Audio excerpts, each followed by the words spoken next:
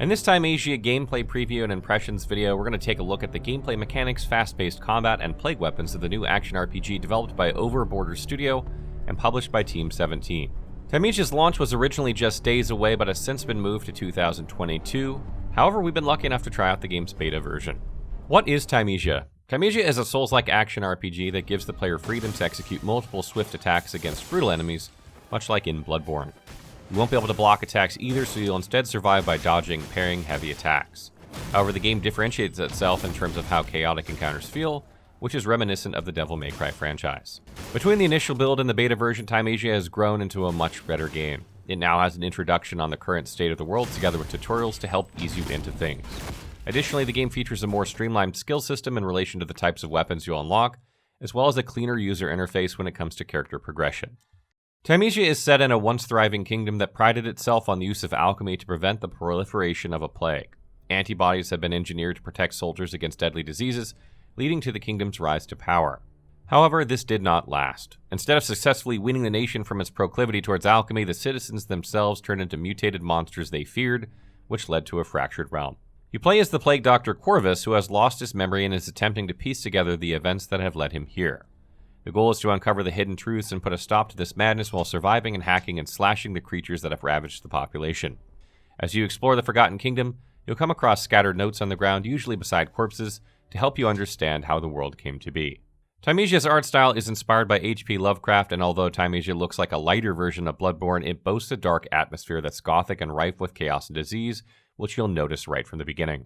The soldiers you'll be encountering are not as grotesque, but they're physically imposing and intimidating because of how fast their movements are compared to yours, together with how hard they hit. In terms of audio, you can hear somber and oppressive music in the background, which switches to rapid and exhilarating tones when you engage in combat. The sound effects are magnificent because you'll notice the weight of the weapons and how devastating they truly are as they slash and pierce multiple enemies. Every skill sounds distinct to the one that came before, and this makes combat much more enticing to participate in. Thymesia's character progression is straightforward because you won't have different classes to choose from to vary your playstyle. You'll instead invest in attributes and talents to grow Corvus's capabilities. Every time you succeed in an encounter, you gain memory shards that serve as experience points. When you level up, you're able to choose the attributes you intend to upgrade, such as Strength to raise physical and plague damage, Vitality to boost your HP, and Plague to improve your claw damage and MP. Note that you're able to reset these for free. Attributes won't significantly impact your performance in combat unless you acquire large quantities of shards, since the status increases are minimal. So instead, you have to rely on your quick reaction times as well as the talents and weapon upgrades you unlock for the most part. However, leveling attributes sufficiently lets you accrue points to upgrade your basic combat and Raven talents. For instance, you can interrupt the enemy's critical attacks using your Raven form's wing rather than throwing feathers. Or you can even enter a defensive mode to substantially reduce the damage you take when getting hit by basic attacks. There are certainly a lot of talents to check out, but you'll need to consider the playstyle you'll be going with since you have limited points. Similar to other Souls-like games, losing memory shards when you perish at the hands of your enemies is highly likely. Going back to your place of death lets you recover them, however you'll need to be careful since the creature who has beaten you will be there waiting to do so once again.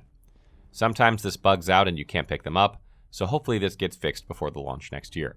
To understand the combat structure in Thymesia, you'll need to utilize light attacks, dodging, deflecting, repairing, and unique features such as throwing feathers and initiating claw attacks. Light attacks and dodging are self-explanatory, so I'll discuss the other three actions instead. Parrying is an essential skill to master in order to set enemies off balance, since you're unable to block enemy attacks, much like Bloodborne. However, you won't be able to parry critical hits as indicated by a red glow emanating from them. To counter this, you'll have to throw feathers in their direction as a form of interruption or take substantial damage. The windows for throwing feathers and parrying are quite small, however. As such, you'll have a tiny opening to react in a timely manner against enemy attacks. Initiating a deflection 1 second too early will make you susceptible to high damage, whereas pressing it half a second later will result in the same thing. This necessitates a ton of practice, but it can certainly be frustrating for some players given how thoroughly precise movements should be in order to stay alive in combat a little longer. In Raven form, you're able to execute heavier claw attacks that let you plunder the blue-green plague energy off opponents before they can use it against you. Plague energy is also known as your mana, which you can use to perform skill combos such as charging forwards or sweeping those who are in front of you. When you've reduced the target's health to 0, they won't immediately die. Instead, you'll need to execute them by inflicting light and heavy attacks. This is one of the most satisfying aspects of the game since enemies are extremely difficult to defeat, and you feel rewarded with these animations for doing so. However, there is still work to be done with regards to enemy AI because there are moments where enemies will stand there and ready their weapons without engaging you. Additionally, I encountered massive frame rate drops in an earlier area after fighting against the Joker mini-boss. This greatly affected my light attacks, resulting in missed damage opportunities. Despite these issues, after having played the beta build, combat feels fluid because of the fast-paced movements and responsive controls when it works. When it comes to restoring your health, you'll be able to consume several potions like the Estus Flasks in Dark Souls. You can also fully replenish craft and upgrade them at certain checkpoints. These checkpoints also allow you to level up, unlock plague weapons, enhance health potions, and gain access to perks or talents. Note that there's only one difficulty in the game, so everyone will be experiencing the same thing.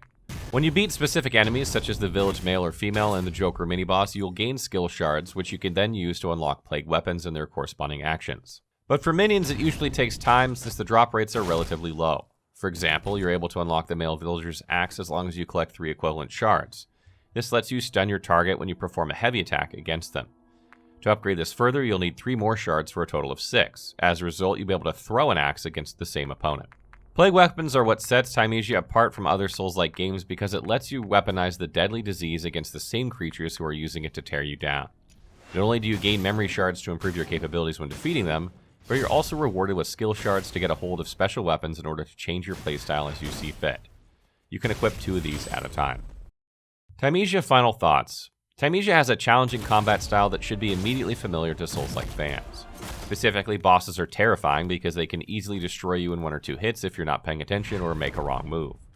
This, together with the haunting visuals and audio and quick snappy movements, make the game exciting to play. However, there are serious frame rate issues, controls which require tweaking to make them fully responsive, and a small parry and throw window that needs some adjustment before it becomes ready for the full launch. I also encountered a game-breaking bug where I couldn't move from one checkpoint at all, so I had to start my run from scratch. I'm hoping to see fixes and changes next year together with a VSync option and FOV slider to reduce tearing and to adjust the visual field as needed. If you've been itching to play another Souls-like title similar to Bloodborne, or you're new to the genre and you've been wanting to get into it for some time now, then Thymesia is a decent action RPG that you should keep an eye out for when it releases in 2022. It will be available on PC, Xbox Series X and S, and PlayStation 5. So what do you think of Thymesia so far? Will you be playing it at launch? Let us know in the comments below.